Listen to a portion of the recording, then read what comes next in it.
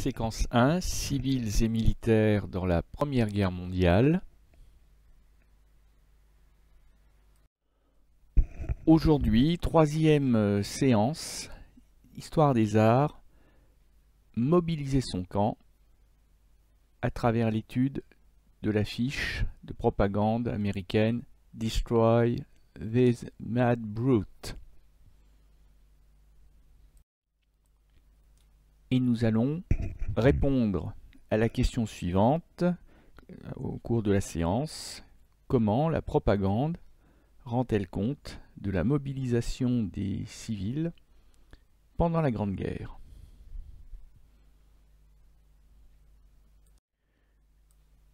Alors mon choix s'est porté parmi les centaines, peut-être les milliers de documents disponibles sur cette affiche célèbre que l'on trouve assez facilement sur internet et qui est donc une affiche de 1917 de l'artiste américain de nationalité donc des États-Unis Harry Rile Hopps, une affiche destinée à être placardée sur les murs des grandes villes, en particulier New York.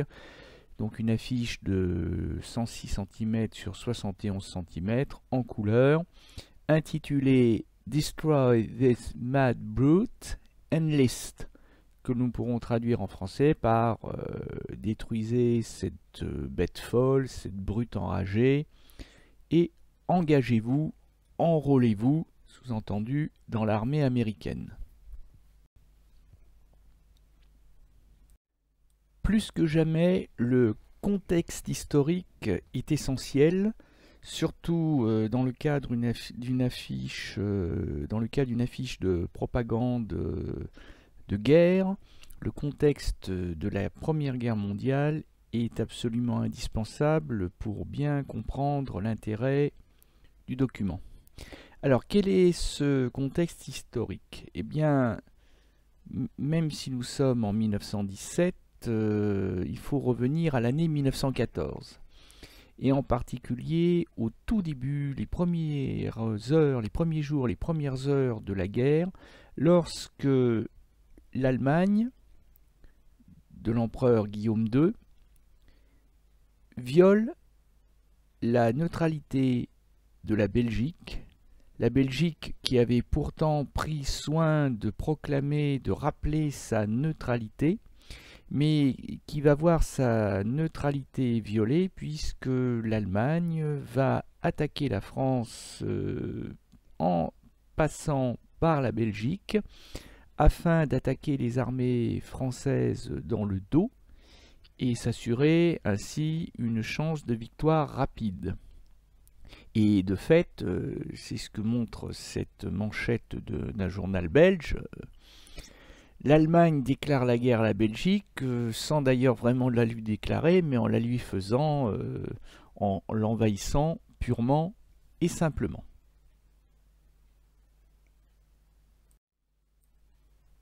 Et donc, plus de 3 millions de soldats allemands se jettent à l'assaut de la pauvre Belgique, qui est donc envahi malgré le courage de sa petite armée et malgré le soutien des troupes britanniques déployées dans le pays.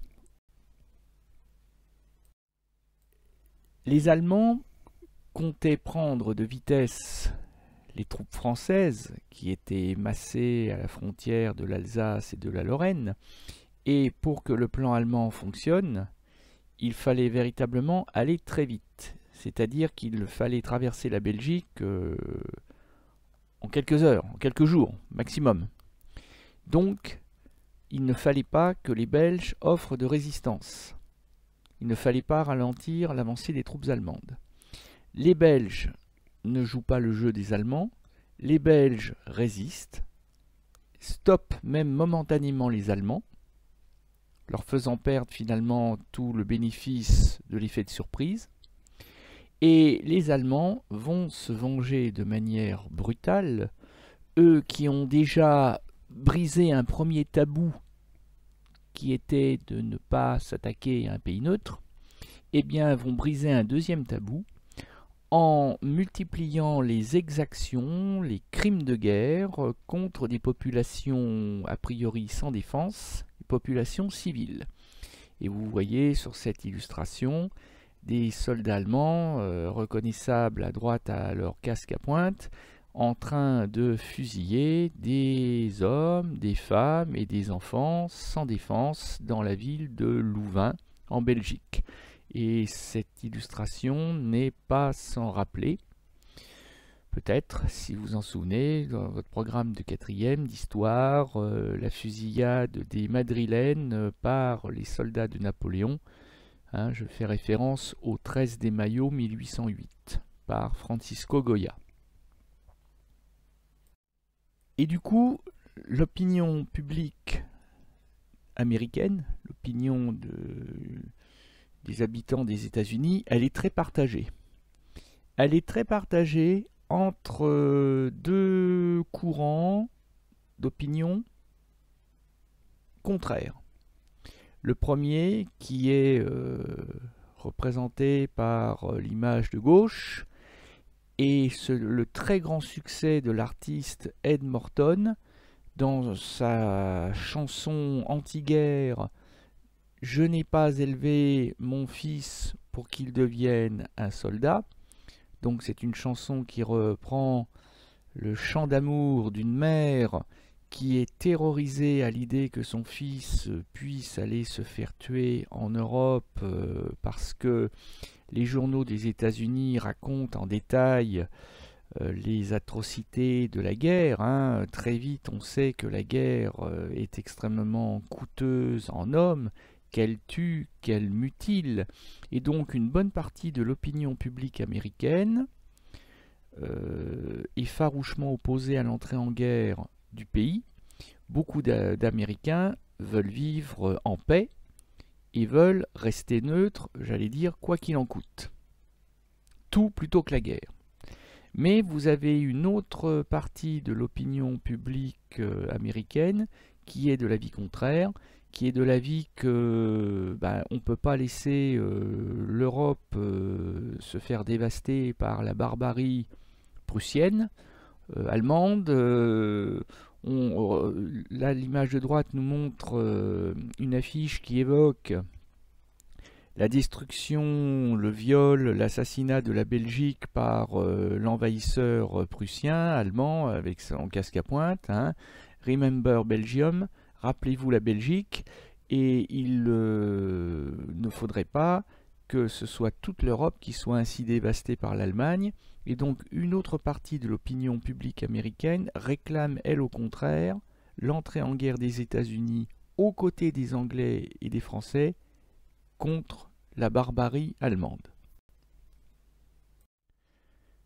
Dans un premier temps, c'est le courant pacifiste, le courant anti-guerre, qui l'emporte largement aux États-Unis, hein, comme vous voyez sur cette coupure de presse, signée de mères, de femmes, de filles, d'Américains qui pourraient être appelés à faire la guerre.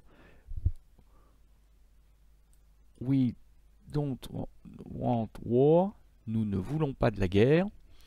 Et ce d'autant plus que les Américains, les habitants des États-Unis, ne l'oubliez pas, sont pour la plupart originaires d'Europe.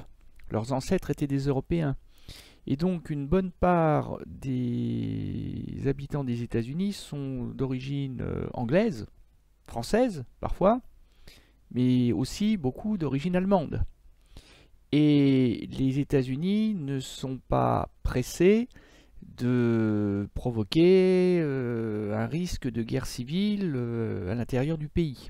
Et donc, dans un premier temps, les États-Unis restent neutres. Mais n'oubliez pas ce que nous avons vu la dernière fois, à savoir que les Allemands mènent la guerre à outrance sur les mers et les océans, puisque le Royaume-Uni et la France imposent à l'Allemagne le blocus naval eh bien les Allemands vont répondre à leur manière et ils vont donc mener une guerre sous-marine en torpillant tous les navires qui se dirigent vers les ports français et britanniques. Et il se trouve que les Allemands ne font pas de distinction selon la nationalité des navires qu'ils vont couler. Et en 1915, au sud de l'Irlande, pays neutre, mais juste à côté de l'Angleterre, qui était la destination finale de ce navire, le navire Lusitania est coulé par un sous-marin allemand en un quart d'heure. Plus de 1200 personnes vont mourir, des civils. Alors les Allemands se défendront de ce crime de guerre en affirmant, ce qui était vrai d'ailleurs, ce qui a été prouvé par la suite, que ce navire civil transportait de manière clandestine et illégale des munitions américaines destinées à l'industrie de guerre anglaise. Mais à bord de ce navire, 128 citoyens américains vont mourir, et ça va provoquer une onde de choc dans l'opinion publique américaine, qui voilà une nouvelle preuve de la barbarie allemande, et qui voilà surtout la remise en cause de la liberté de naviguer et de la liberté de faire du commerce avec qui que ce soit.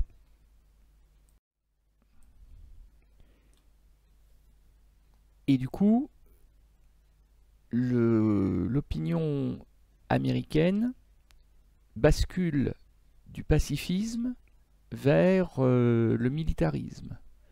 Oui, l'Allemagne est bien l'ennemi de la civilisation, l'ennemi de l'Europe, mais aussi l'ennemi des États-Unis.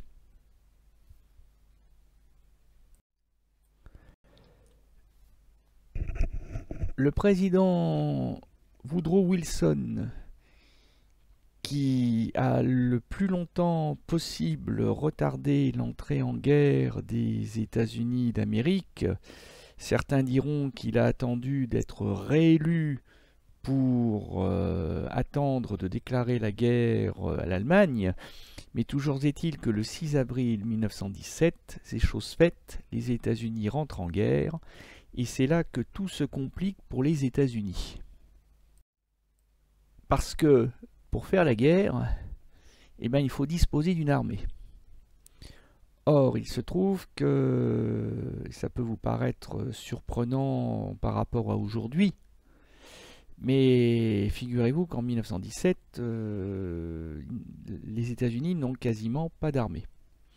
Ils n'ont pas d'armée pour une raison bien simple, c'est qu'ils n'avaient pas d'ennemis directs, de menaces potentielles, à l'exception voilà, de l'Allemagne et de sa guerre sous-marine à outrance, qui pénalise le commerce des États-Unis. Donc les États-Unis n'avaient pas d'ennemis directs, donc à quoi sert une armée? Ça coûte cher, et ça coûte d'autant plus cher si on n'a pas à s'en servir.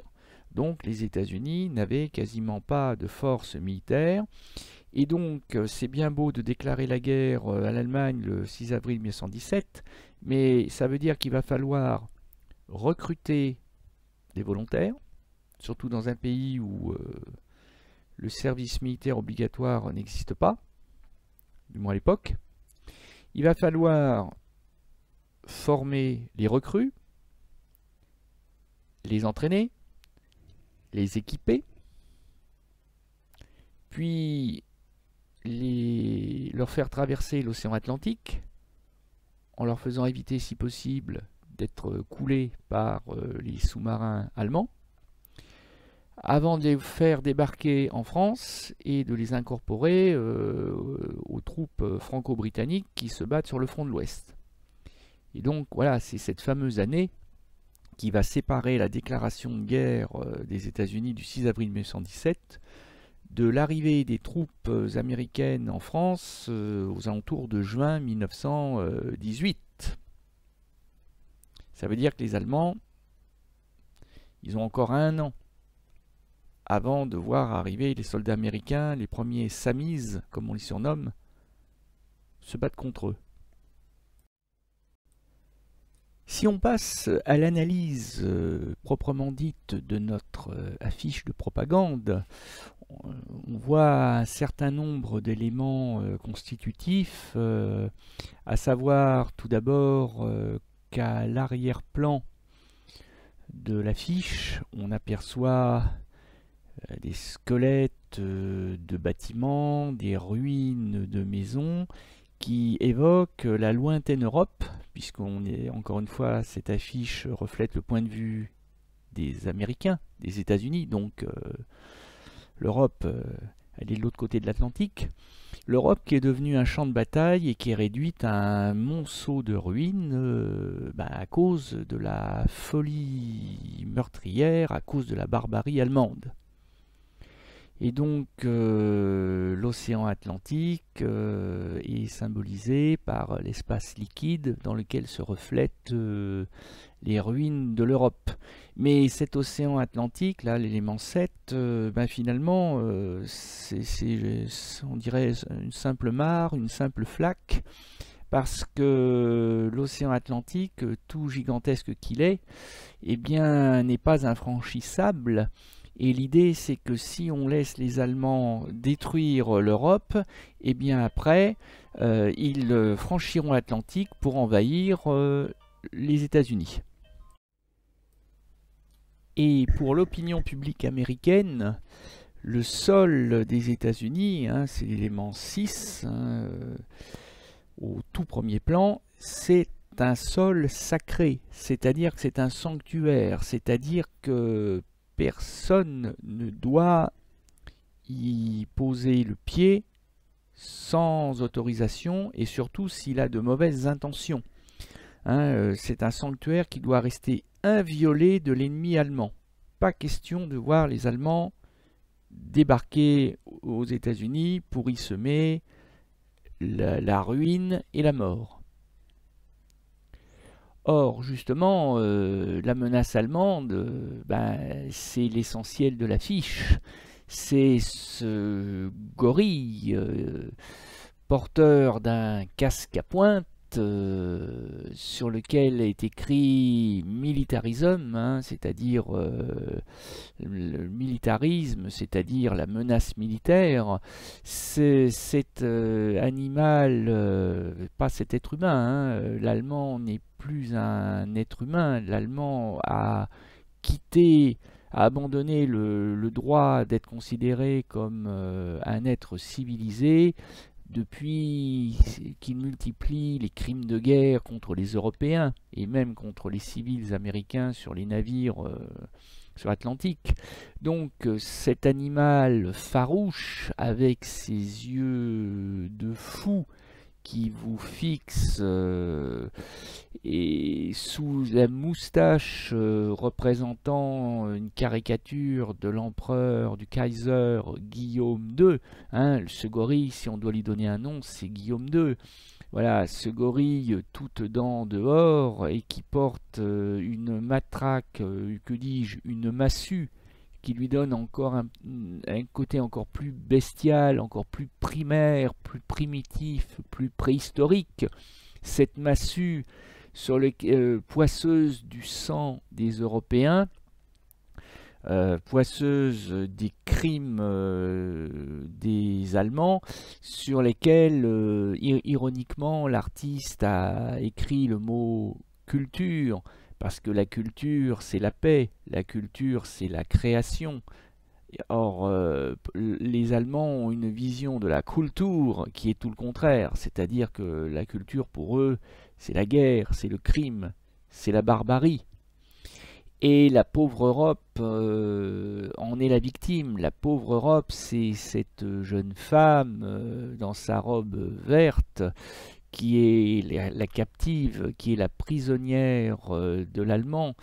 Et on peut deviner qu'il y a une forme de connotation sexuelle à travers cette affiche.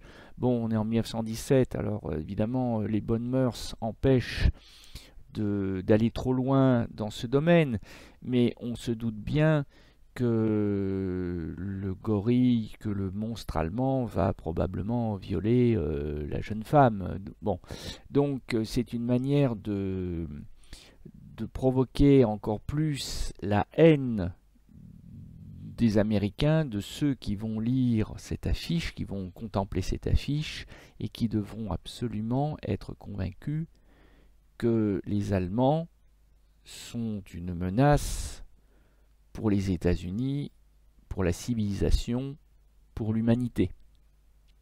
Et que face à une menace aussi bestiale, eh bien, il ne faut pas faire dans la demi-mesure, il faut donc écraser impitoyablement cette menace. Destroy this mad brute. Et pour écraser cette menace, on ne peut pas se contenter de beaux discours. Il va falloir faire la guerre. Et encore une fois, pour faire la guerre, il va falloir que des jeunes Américains s'engagent, s'enrôlent dans l'armée américaine qui est en formation. D'où l'appel aux jeunes Américains, enlist, engagez-vous. La simple juxtaposition d'un portrait du Kaiser, c'est-à-dire l'empereur Guillaume II, empereur d'Allemagne, par rapport au dessin de l'affiche de propagande, montre la parenté qui n'est pas fortuite, qui n'est pas accidentelle, mais qui est bien voulue, puisque sous la housse protectrice en toile cirée perce, si je puis dire, le casque à pointe. Et on reconnaît également les moustaches, même si l'empereur les a un peu coupé les pointes sur ce portrait, on voit très bien que le gorille, écumant de bave et aux yeux de fou, c'est bien le Kaiser Guillaume II. Donc si l'on cherche à interpréter cette affiche, c'est-à-dire à dégager les objectifs de cette affiche de propagande, ce qui nous permet d'ailleurs de mieux comprendre ce qu'est la propagande, eh bien que constate-t-on? Il y a d'abord l'intention de légitimer le choix du président Wilson d'engager les États-Unis dans la guerre. Choix douloureux, choix difficile, choix qui a déplu à beaucoup d'Américains, pacifistes ou germanophiles, mais choix dicté par les circonstances. En fait, le président Wilson n'avait guère le choix. Encore une fois, les États-Unis se posent en situation d'agresser, et la guerre contre l'Allemagne, au fond, ça n'est jamais qu'un acte de légitime défense. C'est ce que veut nous faire comprendre cette affiche. Et pour cela, il s'agit aussi de diaboliser l'ennemi. Ici, l'ennemi allemand, le présenter comme un barbare, comme un animal. Là, on ne le ridiculise pas, on le rend encore plus féroce qu'il n'est, pour qu'il inspire la crainte, mais aussi l'horreur. Afin d'inciter les jeunes hommes, parce qu'il n'est pas question d'ouvrir les rangs de l'armée américaine aux femmes, donc d'inciter les jeunes hommes à s'engager dans l'armée américaine, à souffrir sur les champs de bataille, dans les tranchées, et s'il le faut, à faire le sacrifice suprême, c'est-à-dire à mourir pour leur pays, pour la liberté, et aussi pour l'Europe. Et donc il s'agit de mobiliser l'opinion publique américaine derrière les alliés français et britanniques, et puis aussi derrière l'effort de guerre américain naturellement. Donc ce qu'il faut retenir d'une affiche de propagande, c'est que la propagande est autant de guerre ce que la publicité est autant de paix. C'est-à-dire que la propagande a pour but de convaincre, de délivrer tel ou tel message et de gagner en efficacité. Ici, il ne s'agit pas de vendre un baril de lessive ou un voyage aux Caraïbes. Ici, il s'agit de vendre aux Américains la guerre, de leur rendre la guerre acceptable pour qu'ils acceptent éventuellement, ces Américains, de laisser partir leurs fils et de les faire mourir sur les champs de bataille en Europe, en leur faisant comprendre que le sort de l'Europe, c'est aussi le sort des États-Unis qui se joue.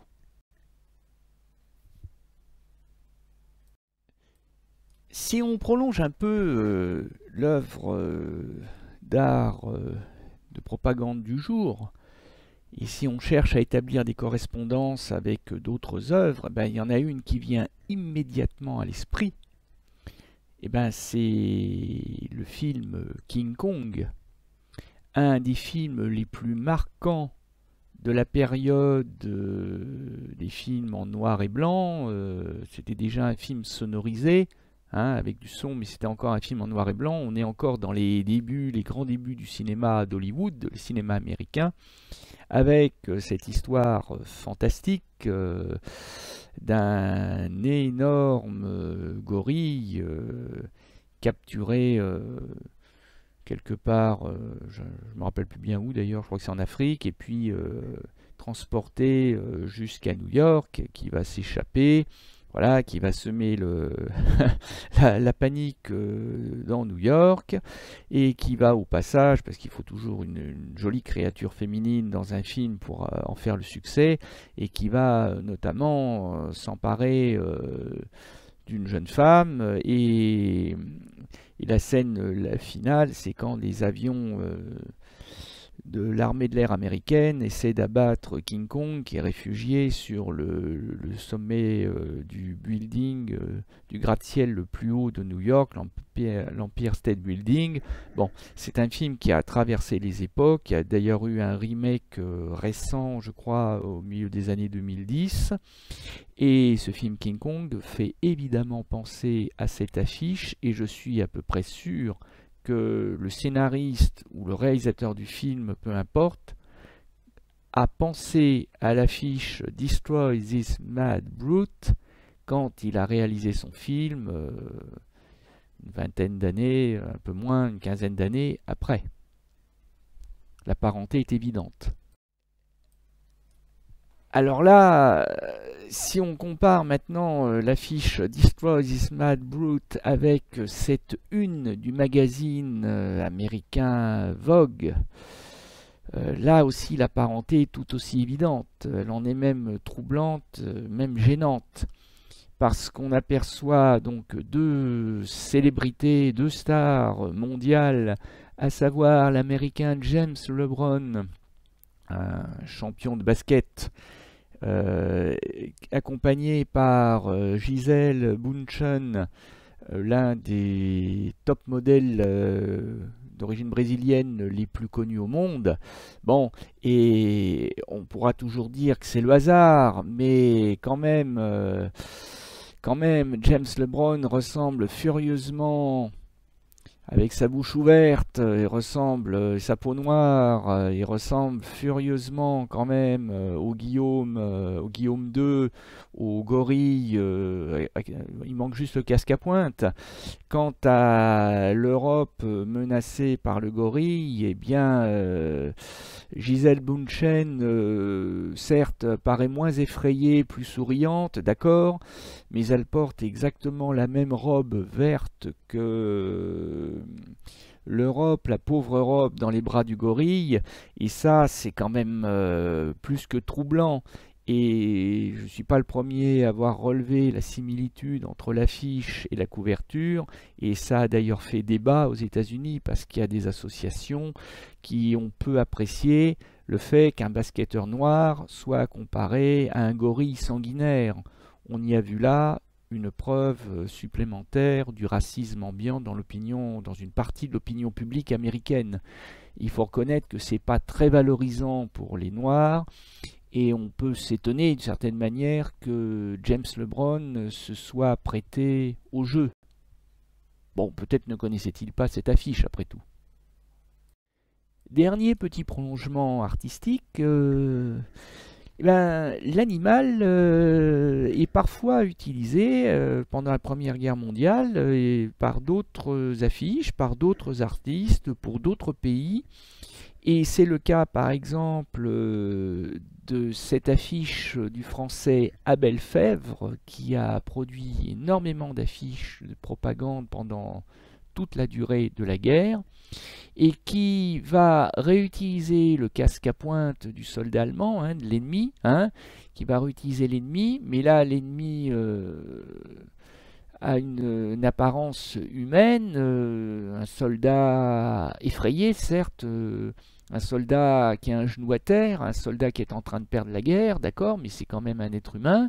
Donc ça, c'est une grande différence par rapport à l'affiche américaine. Par contre, sur l'affiche d'Abel Fèvre, pour la France versez votre or, l'animal est présent, mais cette fois-ci, c'est le coq.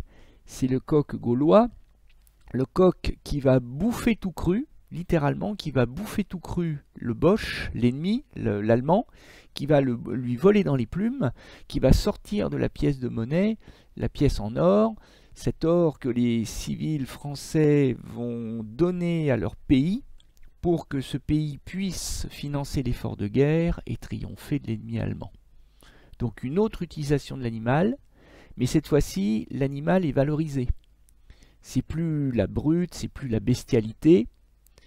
Cette fois-ci, c'est le coq gaulois, qui est l'emblème du peuple français et aussi de la République française qui se bat pour les valeurs universelles de l'homme que sont la liberté, l'égalité et la fraternité.